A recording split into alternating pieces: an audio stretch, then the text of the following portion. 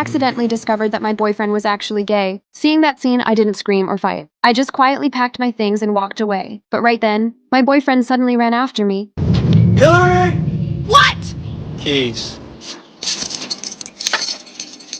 With no income, I had no choice but to start looking for work, until I saw a rich man's ad for a caregiver. I was completely drawn in by the generous pay, so I put on a sexy mini skirt and confidently headed to the mansion to apply. But the moment I showed up, everyone looked at me with disgust. I didn't care. For this job, I waited from morning till evening, but all I got was a cold rejection.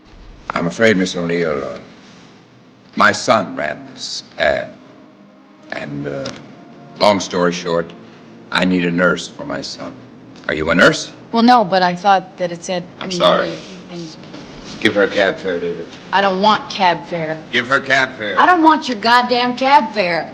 The result left me angry and heartbroken, but what I didn't know was that someone had been watching me from behind the door the whole time. Just as I walked out of the mansion in disappointment, the butler suddenly rushed out. And I quote, "There has been a terrible mistake.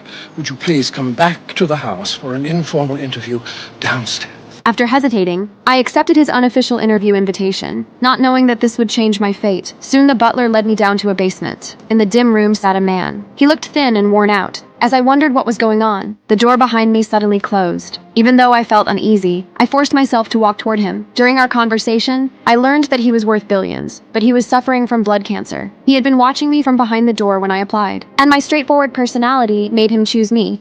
So why would you pick me? Oh. Had the shortest skirt. Oh, actually, no. There was one with a shorter skirt. But he was never a candy striper.